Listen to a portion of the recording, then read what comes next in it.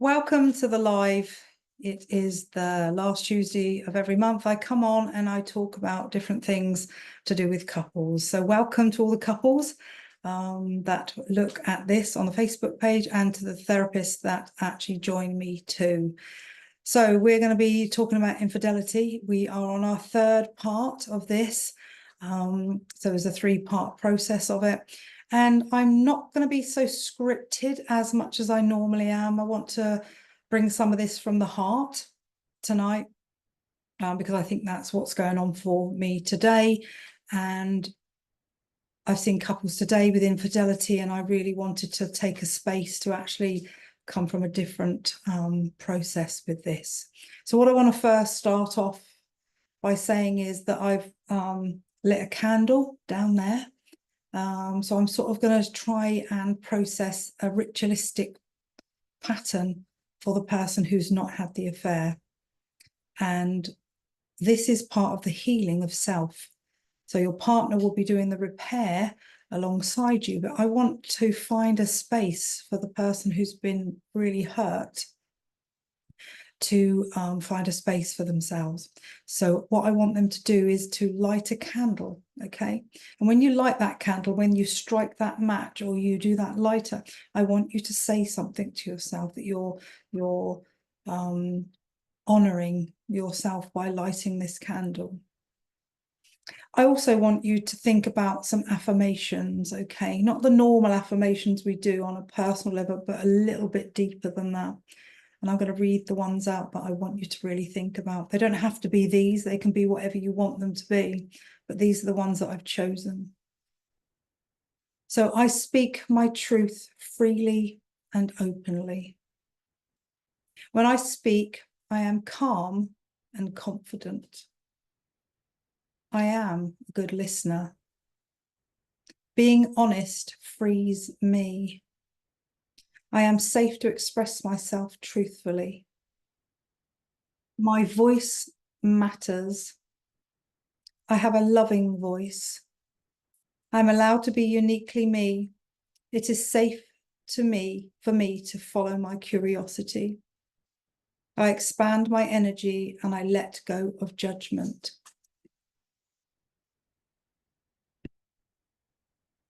I'm going to read them out again, okay? And what I'm trying to do is I want there to be a rich behavior that goes on for the person who hasn't had the infidelity. I want there to be a ritualistic behavior happening for them. So like I said, light the candle and give them the opportunity to honor themselves by doing that. And then write something like this to say to yourself every single day. So I'm going to read them out again. I speak my truth freely and openly. And you might find that when you're reading these, they don't fit. Try and get them to fit how they sit with you, and they still might not fit. And what I want you to do is really think about, if they don't fit, just keep doing it. They will eventually. If you've written them down, they will be part of your process. When I speak, I am calm and confident. I am a good listener. Being honest frees me. I am safe to express myself truthfully. My voice matters. I have a loving voice. I'm allowed to be uniquely me. It is safe for me to follow my curiosity. I expand my energy and let go of judgment. So this process that I'm getting you to do is to actually safeguard and start doing some self-love for yourself. So the lighting of the candle, the opportunity to do these phrases, but also in the morning when you wake up, I want you to do a gratitude for yourself. One gratitude that lasts for 7 minutes or 7 seconds, however long you've got in the morning. Just something really simplistic. It might be, thank you for letting me see the sun come in the window this morning. Whatever that might be, what we're trying to do is really get a pattern for you to start looking after yourself, because this is devastating what has just happened to you as a couple, but this is new news for the person who's just found out about the infidelity. The other person has been in it, they've rehearsed it, they've been there. The other person is now just finding out about it. And that might be 4 days, 4 weeks, 4 months, 4 years ago. We don't know when that process will take place. But as practitioners, we need to sit for your couples, for my couples, and sit with them wherever they are. And starting this process of having a ritual in the morning will give you an opportunity to stabilize yourself a little bit more than you usually do. So I wanted to read out to you. There is somebody called Terry Real. I don't know whether anybody's heard of him.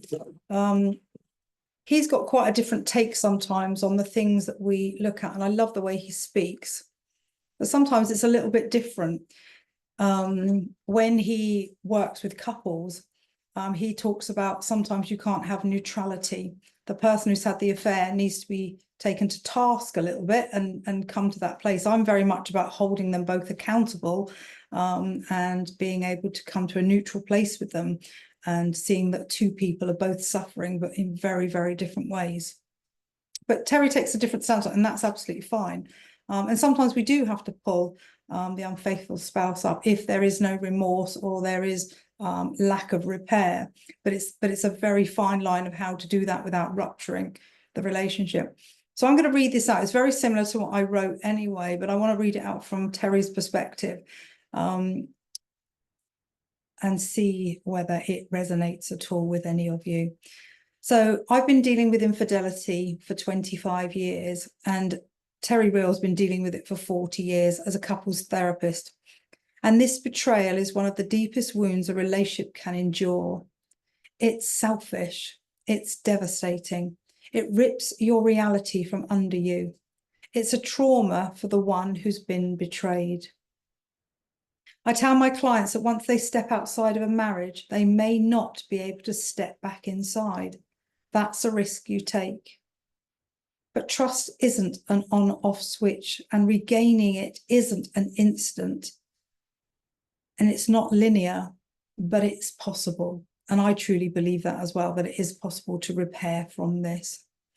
For the unfaithful partner, it begins with accountability, owning the harm, being present in your partner's pain, and offering patience and compassion in the long road ahead.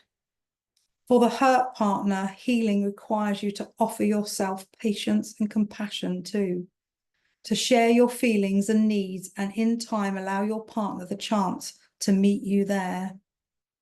My heart goes out to anyone who has experienced the devastating betrayal of infidelity. There's also almost no pain as lasting or indescribable. But if you both wish to repair your relationship, there is a way you can do this through the crisis of it to build a stronger relationship, a stronger and deeper connection than you ever had before. This is the hardest work a couple will ever do in the relationship. But in crisis, the opportunity can be extraordinarily full of growth and connection.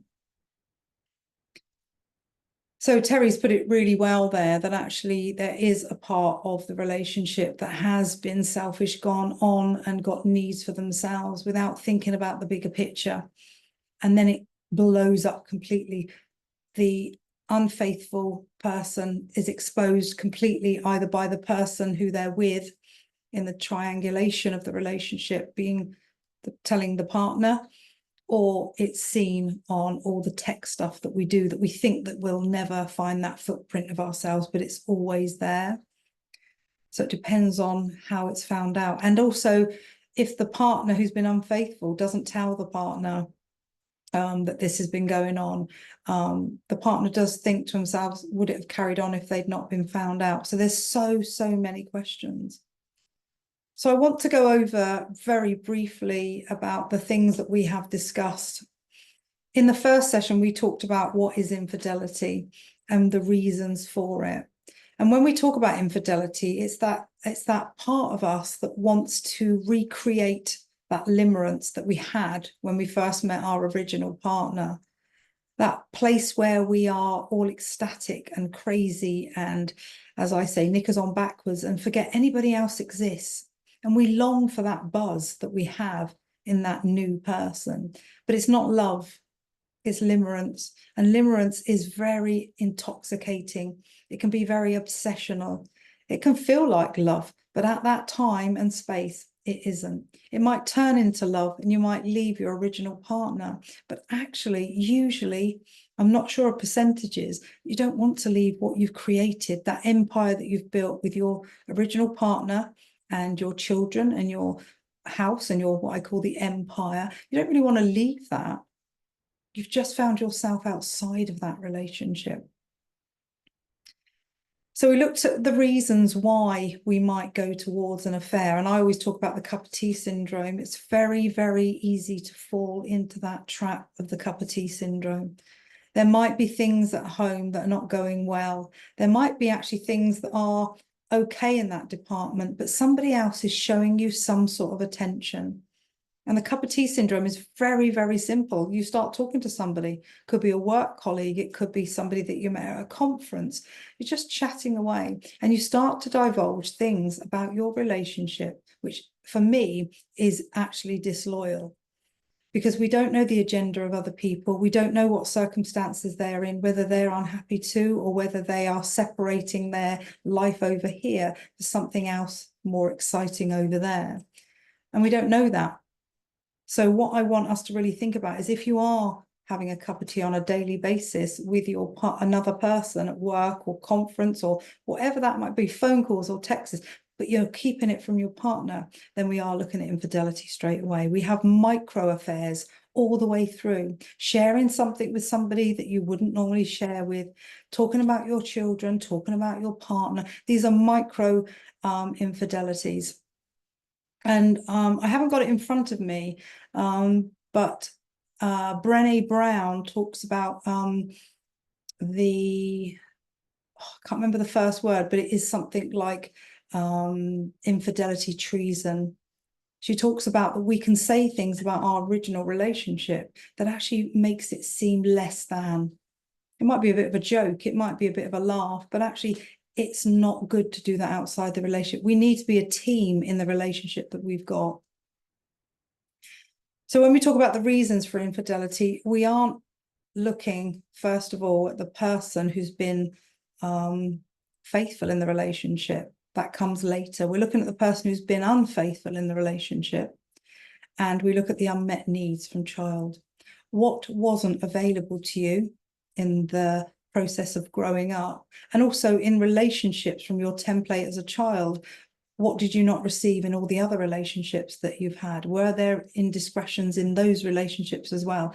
Is there a pattern that's gone right the way through? When we talk about the faithful spouse, we are talking about when you come to therapy, we will be looking back 5 years to find out what the disconnection was for both of you.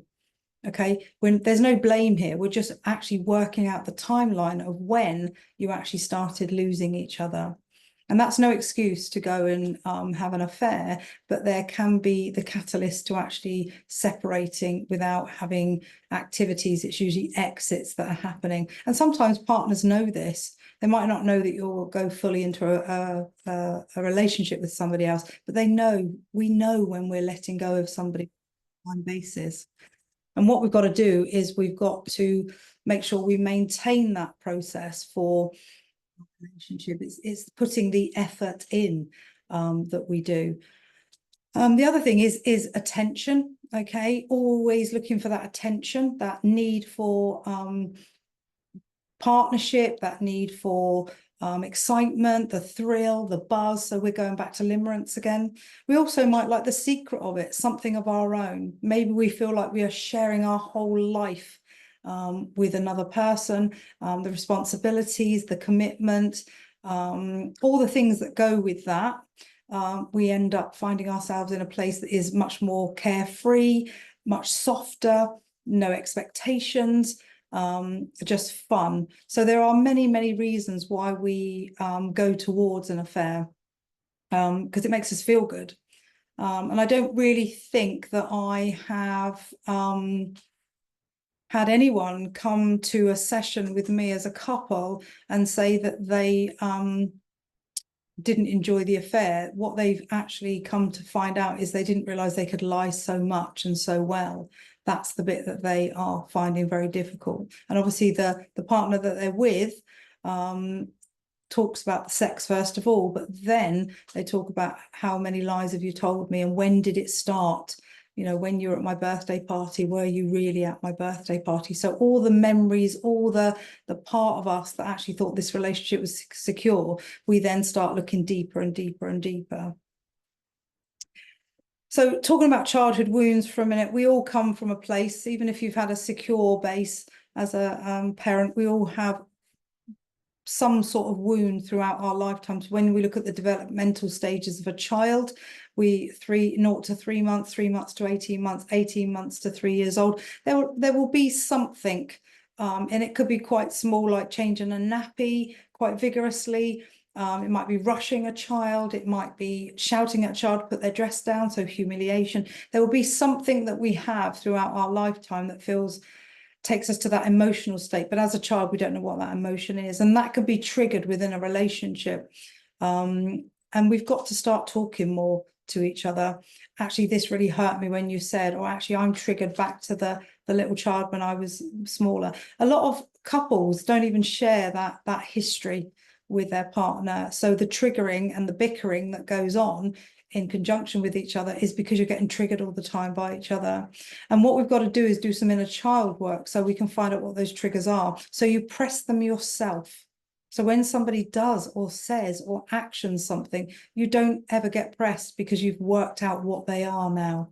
Only you can do that on your own individual journey. So let's look at who's doing the work when we come to therapy. For the couples I see, what I'm looking for the first 3 months is the affair partner to actually do the work. Okay, because this can be quite a hell of a lot of work to do. So you're not only working out your blame, shame, and guilt, you will be sitting in a place of needing to repair your partner. So this is new information to your partner. Didn't know that you were having an affair. They found out, so you've been in it, you've rehearsed it. You're trying to tell your story, you're being asked loads and loads of questions about it, which is normal. And then we've got to find a place for the repair to happen. And repair comes in very small process, okay? Like it isn't about doing more housework. It isn't about doing more things with the children, because usually the person will say to if this is a wife scenario, you should have been doing that anyway. I've been holding the mental load for this family for far too long. So the differentiation kicks in, you're an I, the we starts to go like this, okay, because of the fracture. And what we're doing is actually, what do I want this to look like? So this person over here, the affair person, has gone off and had some fun somewhere else. They're coming back in and really begging to be invited back in. This person over here has just realized, actually, I'm on my own and I want to find out what that means for me. So they're going to do some work. They might find a therapist, individual therapist, and go and do some work there and actually find out what it means to be in this relationship with this person again. So the alignment at the moment is that. What we're trying to do is get it back to that. If it goes like that, we've got too much of a connection. It's almost like codependent. I need you to be how I need you to be for me to be okay. So you need to get over this affair so I can be okay again. That's not how it works. What we want to do is get the affair person to come forward, and the person who hasn't had the affair, we want them to stand still, okay, not run away, and eventually open their arms to hear that the person is doing the repair. So the repair is about being consciously present through listening, through acting, and totally giving the impression that they are totally there for the person. Okay, so it's going to be a really rocky road for quite a while. And I do the 3 months process because we cannot continue to do this vigil forever. So 3 months is just the starting block. Okay, in 3 months' time, we will be looking at that and saying, right, okay, we've done this amount of repair. How much has gone in? How much has been embedded? How much do you believe? Are we still on the low-level trust process, or are we starting to go up to the high level? So when we look at acceptance, that this has happened in our relationship, which is such a shock because you never think it's going to happen to you. Then we go to forgiveness. Okay, that takes a long time to actually forgive the other person for the infidelity. And then you might be sitting in a place of, how can I forgive myself to have not taken care of this relationship?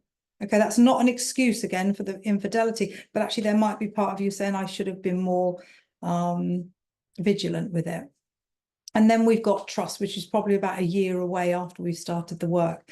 If people go into trust very, very quickly, it means they're trying to find safety too soon, and it's fake. It doesn't last. Also, when it's the affair is found out, we've got two avenues. We have loads of sex with each other, or we have none at all.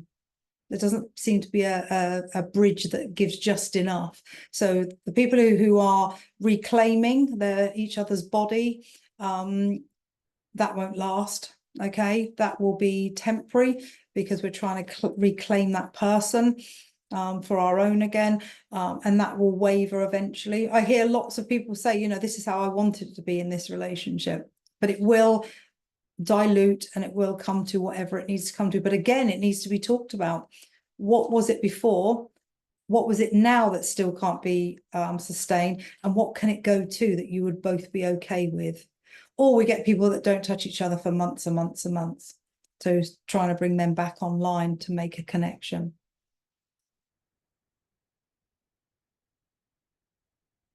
When I talk to my couples, I think about who's holding who on whose shoulders. Yeah. So I see somebody, you know, couples all the time, and I want to see where the pain is, which is for both of them. Okay. There's two different sorts of pain going on, but they are both in pain. One desperate to come back into the family, into the fold, and the other one so disorientated and confused, they don't know whether they're going to let them back in. So we've got fear and distance all at the same time.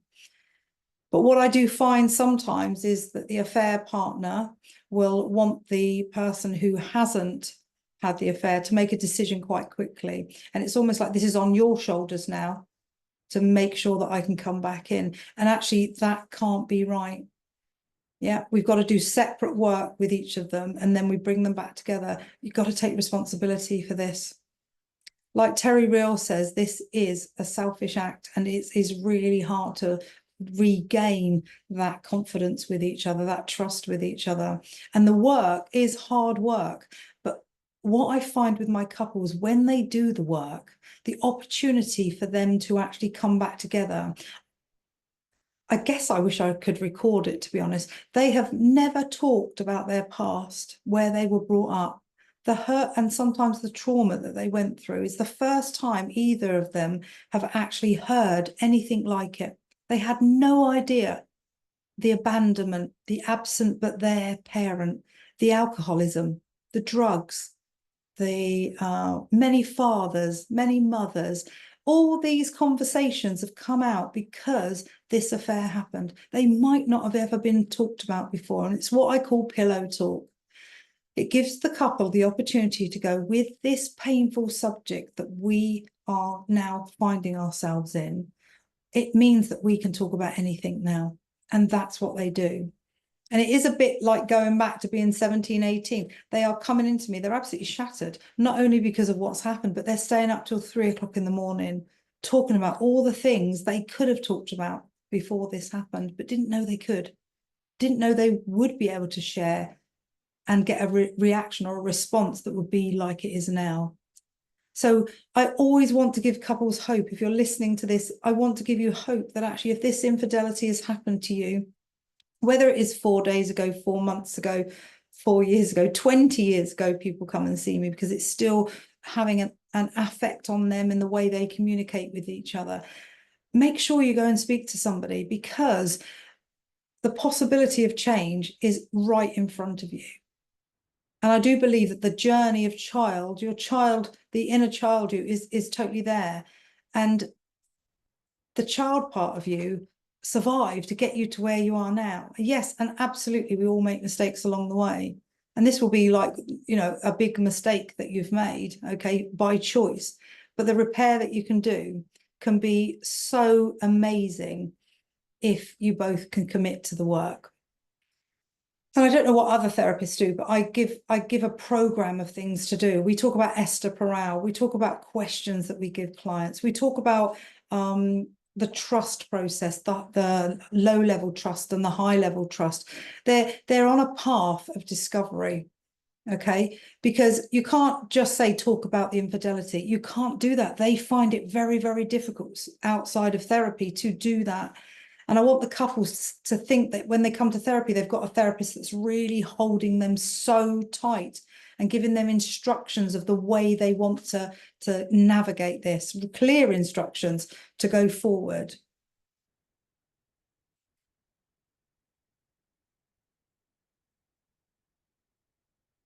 Within all of this and all the things I'm talking about, we have to remember underneath all of that, we will have personality structures or characters. So we will have defensiveness, we will have criticism, we will have contempt, definitely. We will have resentment. We will definitely have anger. And in a separate process, we will have rage. And we will also have people pleasing. So we've not only got this catalogue of stuff that's just been disclosed, we also have our personalities of where we've come from and who we are, which will be in the mix. Okay, so there will be an infidelity, and we've got one half of the relationship being a people pleaser. So let's just say the guy at the moment is the people pleaser and he's had the infidelity, and we've got the faithful partner who is very defensive. So in that combination, we will have the affair partner really hanging on to that person's shoulders. You need to be whatever I need you to be, because I'm not safe now. I need you to help me get to where I need to get to. And when you talk about a people pleaser, they're quite manipulative. I'm a recovering people pleaser, and in the past, to make myself feel very safe, I've manipulated situations for me to be safer. So in this dynamic of a people pleaser, okay, and somebody that's defensive, the defensiveness will heighten, because the people pleasing part of their partner is getting on their nerves, because there's no repair. And if there's no repair, we can't start working on the relationship to build, to develop, if we have somebody saying that defensive part of us, which is innate in a lot of us, myself included, because the people pleaser is always going, you need to forgive me, you need to forgive me, you need to forgive me. The defensiveness will heighten up, and the contempt will start to become even more. I don't like who you are becoming or what you've done, and I don't actually like who I'm becoming because of how you're being or what you've done. Okay, so we have a separate dynamic there. You've not only got the infidelity, you've got all these traits that people have that they've brought from child. Okay, I'm not blaming any parents. We all have a template of parenting as we go along. We just got to be a good enough parent. Okay, but with all this other stuff underneath, it can become quite complicated for couples to realize that actually they're not acting out of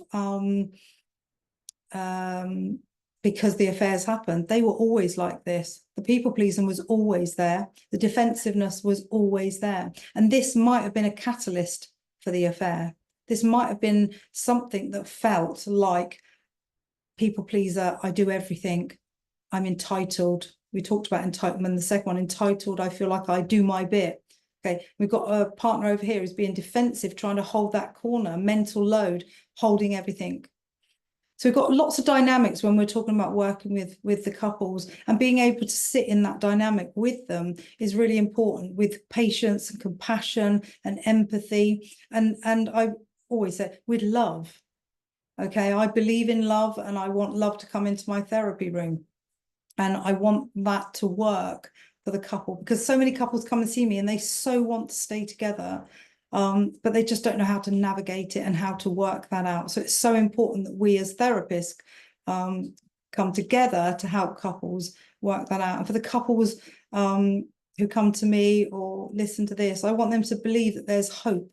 I'm not actually keen on the word hope, if I'm really honest. I like the word faith, but not in a religious way. That faith, that spiritual part of me, I want it to come through. Actually have faith in you as an individual, and then start to grow the faith as you go along with each other. So I notice that every time I open Instagram or Facebook, we are saturated at the moment with everything to do with infidelity. And I myself, I'm talking about it as well, but I'm inundated in my inbox. I'm inundated on the Instagram to looking at all the things that are being said. And I get that. I get why it's out there, it's being saturated, because there is so much of this going on. Why is it that we need to do something secret behind our partner's back that makes us feel so good? However, when it's found out, the devastation is times 1,000, if not more. What makes us do what we do? I was speaking to somebody else who works with polyamory, and even in a polyamory relationship, someone will have a secret partner. So there is something about limerence, recreating it again and again. Just to remind you what limerence is, it's the dopamine part of us that actually goes to a heightened state of possession and obsession and possession.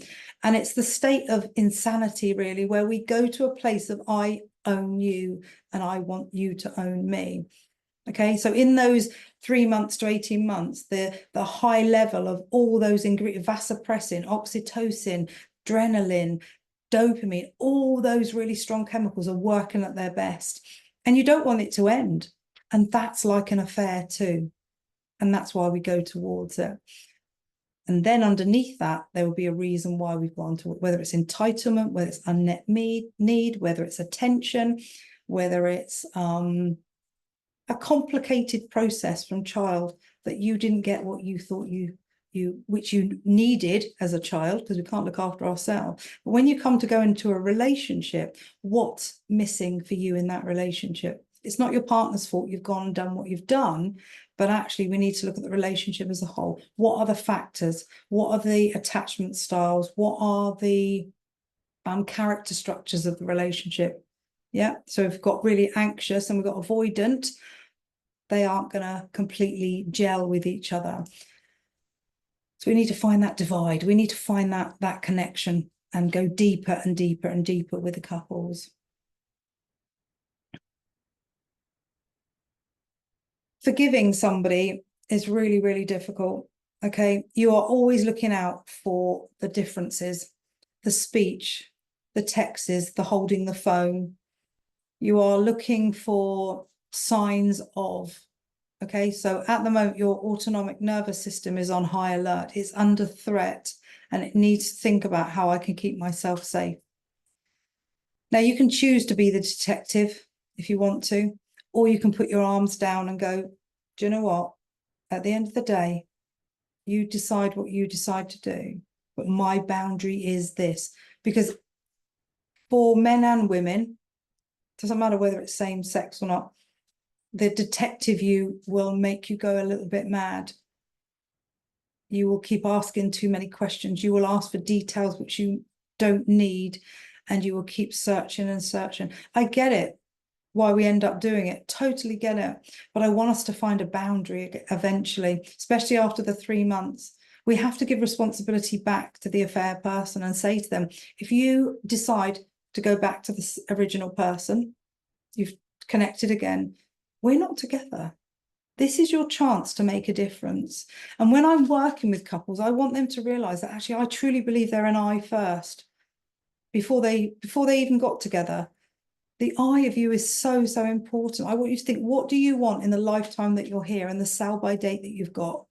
Not for the relationship sell-by date, the sell-by date of not being here anymore. What do you want from it? What are you getting from your relationship? What do you need from it? I find that couples are just not able to ask for their needs to be met. They don't seem to think it's either important, or actually they don't even know that actually they have needs to be met. I was doing some of this today. I got them to write, we talk about relationship visions for couples, and the relationship vision when we first had an affair doesn't exist. There is no relationship vision for a while, but you can do a vision of I. What is it that you want to achieve in the lifetime that you're here and the sell-by date that you've got? What do you want as an I? And if you're with a person that really cares about you, they won't say, you're not going for 10 days, you're only going for 3. You can't go away for 3 weeks to that Bali holiday and learn to go on a yoga retreat and be a yogi. What we're doing is wanting a partner to actually say, how can I support you with that? Because our dreams are ours. And what we need to do is actually say to ourselves, what's the dream of me and what's the dream of you and how can I facilitate that? If we opened up that dialogue with each other, maybe we wouldn't go off and have affairs. Maybe we would think, I'm getting everything I need in this relationship. I saw something really interesting before I come on here, and it was about sex is not a need, it's a preference. There are so many relationships actually, for whatever reason, can't have sex and can't and for medical reasons can't have sex. So it's not actually a need. When people say I need to have sex, it's not actually a need, it's a preference. When we look at that, I think of that as, I think intimacy is a definite need. That need to be close, that need to be wanted, that need to be not rejected, that need to be all consuming, all I am significant. Yeah. The part of sex is the union and the sacred part that we bring together because we want to, not because we need to. I don't know where that fits in to infidelity, but I do know that actually we've got so many, you guys who are listening to me, the couples that I speak to every day, the couples that listen to this on the Facebook, some of you might be going through this right now, and I want you to really think about what help you need. Don't do this on your own. Give yourself the opportunity to repair well from the very beginning, to come back together if you possibly can, and give yourself a chance to heal yourself as an individual and heal the process together. Be careful who you tell out in the arena. Okay, I call it the arena, so the family. Choose the friends that won't be biased. You'll know who they are. So don't share it everywhere, because when you're trying to come back together, Esther Perel, I think, says, the biggest shame is staying. So if you think about that for a minute, if you decide to stay with your partner, there will be some people in your either family or friendships that will say, you shouldn't be doing that. It's your choice what you want, and you want people around you to support you in that. So going back to the 3 episodes that I've done so far, the first one really was about infidelity and what it meant, and why people are unfaithful. The second one was probably a little bit more random, but it was actually how it's found out and what that means, and how we repair, and how that's looked at, and how in therapy we can go forward with a certain program that we do, and how wherever you look, the infidelity is all around you, in films, in friendships, saying, did you know so-and-so went off with so-and-so? You hear it all the time now once you're in that process. And then tonight really was about holding vigil, even for yourself, lighting that candle, saying the affirmations that I said earlier, waking up in the morning and being grateful for something. Yeah, because this will be rolling around your mind 24/7. The sleep won't be very easy, and the panic attacks will come. But I want you to really think about a ritualistic behavior for yourself so that you can settle a little bit. I also want that for the affair partner, but I want the affair partner, for part of the repair, to actually find their own list and light their own candle. This is not me being mean. Part of the repair is showing that you want to make amends, holding vigil for that other person, saying, I'm going to do my list. Let's go to therapy. Let's get on with the work. Any questions, please put in the chat if you want to. You don't have to.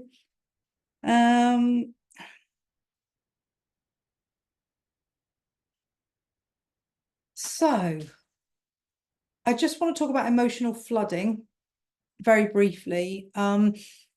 when I talk about the autonomic nervous system, this is the part of us that can go from apathy to death. That sounds a bit dramatic, but that's what it says on the tin. So this is Babette Rothschild's work. And in between all of that is the stages that we process.